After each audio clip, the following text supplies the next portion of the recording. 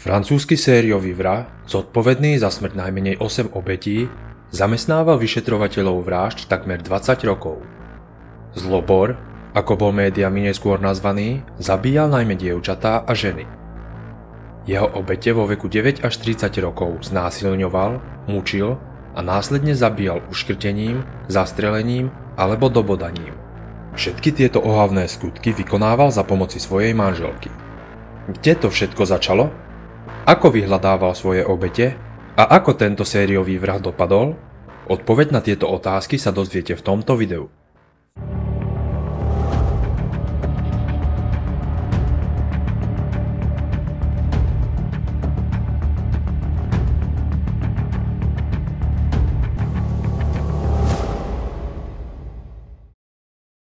Michel Paul Fournier sa narodil 4. apríla 1942 v meste Sedan na severe Francúzska. Jeho otec pracoval v kovovýrobe a matka sa živila ako chyžná. Známi si ho pamätajú ako tiché, inteligentné dieťa, ktoré rado hralo šach a počúvalo klasickú hudbu. Podľa Fourniertových slov ho však v detstve sexuálne zneužívala jeho vlastná matka. Bol 3-krát ženatý a mal 5 detí. Počas dospievania sa tento budúci sériový vrah zúčastnil brutálnych bojov v alžírsko-francúzskej vojne za nezávislosť. Je teda dosť možné, že práve zážitky, ktoré počas svojho detstva a dospievania zažil, sexuálne zneužívanie a účasť v krvavej vojne, ho poznačili na celý život a vyformovali z neho osobu, ktorou sa neskôr stal. Už v roku 1966 bol ako 24-ročný postavený pred súd za sexuálne napadnutie mladého dievčaťa. Tento trest ho však ani zďaleka nenapravil, ba práve naopak. Bol to len začiatok cesty tohto sadistického zvráteného vraha. Za rovnaké delikty, teda sexuálne násilie, bol následne súdený v rokoch 1973, 1984 a 1987.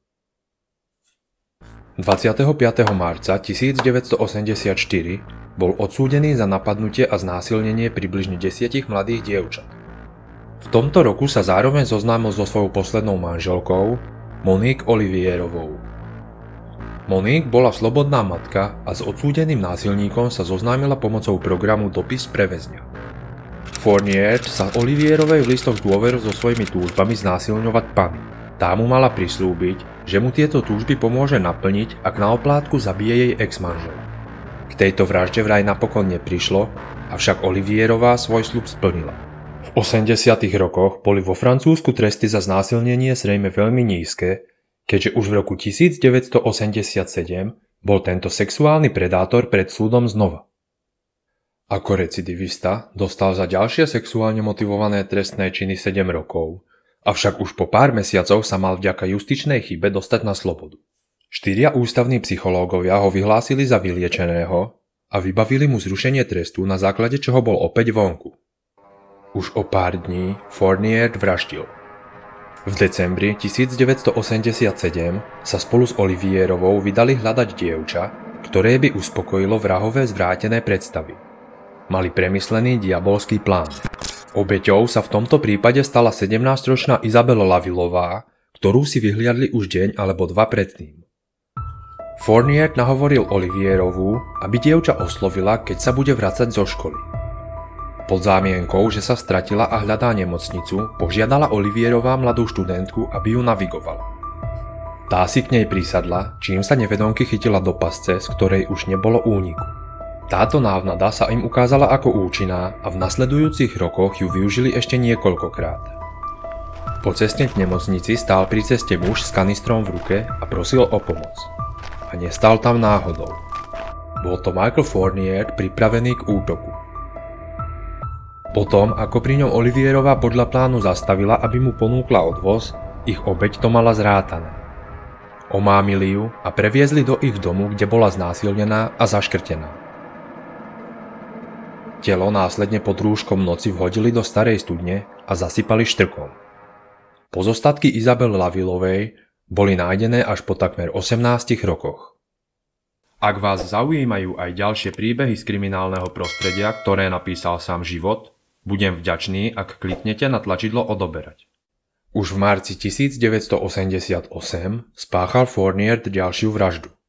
Táto vražda výnimočne nemala sexuálnu motiváciu. Obeťou sa v tomto prípade stala 30-ročná Farida Hamichová, manželka spoluväzňa, s ktorým Fournier len pred pár mesiacmi zdieľal celu. Tento spoluväzeň bol členom gangu bankových lupičov, ktorí v 80. rokoch vykradli viac ako 30 bank.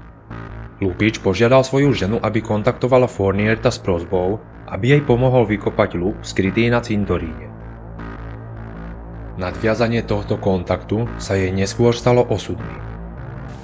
Potom, ako sa im podarilo vykopať lup pozostávajúci zo zlatých prútov a mincí, sa zdal Fourniertovi podiel v hodnote 500 000 frankov nedostatočný. 12. apríla 1988 teda vylákal Faridu Hamichovú z domu, uškrtil ju a zakopal do zeme. O pár dní sa vydal do jej domu a zmocnil sa celého pokladu. Za nadobudnuté prostriedky kúpil zámok v Ardénách, kde spolu s Olivierovou začali žiť. V auguste 1988 bola Olivierova tehotná. Výborný spôsob, ako nalákať ďalšie dievča, ktoré im ochotne ukáže cestu do nemocnice. Kto by už len nepomohol tehotnej žene? Povedal si Fournier. Pred supermarketom si vyhliadli 20-ročnú Fabienne Leroyovú a požiadali ju, aby sa k ním pripojila a navigovala ich do nemocnice. Leroyová súhlasila a nasadla do auta šialeného páru. Nebohé dievča zaviezli do lesa, kde ju Fournier znásilnil a následne strelil do hrude. Po mnohých rokoch Fournier priznal, že mesiac pred touto vraždou uniesol, znásilnil a zavraždil 18-ročnú Mariu Domeceovú. Jej telo sa však nikdy nenašlo a preto za tento skutok Fournierta nesúdili. 21-ročná Jenny Maria Destramautová sa s Fourniertom zoznámila vo vlaku. Písal sa marec 1989. Dali sa do reči a dievča prijalo ponuku navštíviť Fourniertovú rodinu v ich dome. Potom, čo mal Fournier zistiť, že Jenny Maria nie je pana, veľmi sa rozúril a napadol ju. Znásilneniu sa odhodlane bránila a tak jej pár zapchal ústa obväzmi a Fournier ju uškrtil. Jej telo pochovali na dvore svojho zámku. O pár mesiacov po tejto vražde sa podarený pár zosobášil. V tej dobe už mali ročného syna, ktorý bol niejedenkrát svedkom zvrhlostí svojich rodičov. Jednoducho je pre mňa krásne a vzrušujúce polovať na panny. Veľmi často som na cesty brával aj svoju ženu a nášho syna. Nezriedka sme prešli aj stovky kilometrov, kým som našiel vhodnú korisť. Dievča, ktoré sa mi páčilo, ktoré vyzeralo nevinne a čisto. Vyjadril sa pred vyšetrovateľmi násilný vrah. 4 dni pred Vianocami roku 1989 zavraždili Elizabeth Brichetovú, ktorú taktiež pochovali na záhrade svojho zámku. Posledná vražda, pri ktorej svojmu manželovi mala asistovať Monique Olivierová, sa odohrala 21. novembra 1990. Po únose, znásilnení a vražde Nataši Danajisovej ponechali jej telo pohodené na pláži. O 8 dní neskôr bol z tejto vraždy obvinený Danajisovej sused Jean Groix, ktorý mal rovnakú dodávku ako zvrátený pár. Svedkovia vypovedali, že videla, ako bola Danajisová do tejto dodávky vtiahnutá. O 2 mesiace neskôr Jean Groix spáchal samovraždu v svojej cele. Údajne neuniesol obvinenie z vraždy. Nie je ale vylúčené, že mu niekto pomohol, keďže je všeobecne známe, že násilníkov útočiacich na deti vo väzení nemajú príliš v láske. Michel Fournier tvrdí, že nasledujúcich 9,5 roka nikoho nezabil. Až do mája 2000. Vtedy sa mu podarilo do auta nalákať 18-ročnú Céline Saysonovú, ktorú znásilnil, uškrtil povrazom a pohodil v lese. Jej pozostatky o 2 mesiace objavili hubári. Takmer presne po roku, v máji 2001, uniesol 13-ročné dievča thajského pôvodu. Pozostatky Mananiu Tumpongovej boli nájdené 1. marca 2002 v lesnom poraste v Belgicku, kde Fournier už niekoľko rokov žil. Takmer celé jej telo zožrali divé zvery. Násilnému predátorovi a vrahovi nakoniec v roku 2003 zlomil vec nevydarený útok na 13-ročné dievča, ktoré uniesol v Belgicku.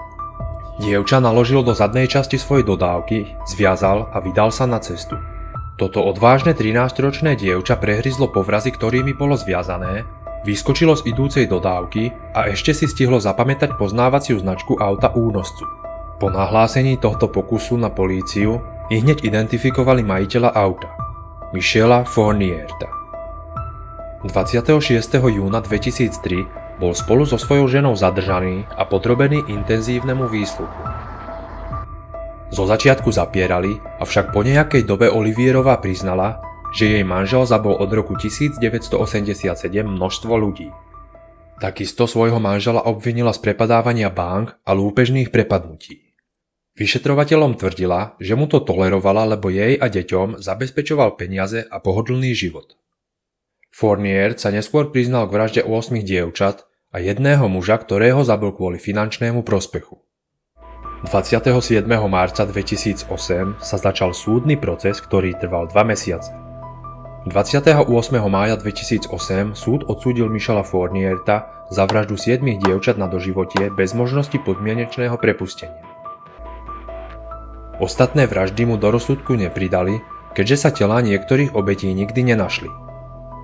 Jeho manželka Monique Olivierová bola za spoluúčasť na týchto ohavných skutkoch odsúdená na doživotie s možnosťou podmienečného prepustenia po 28 rokoch.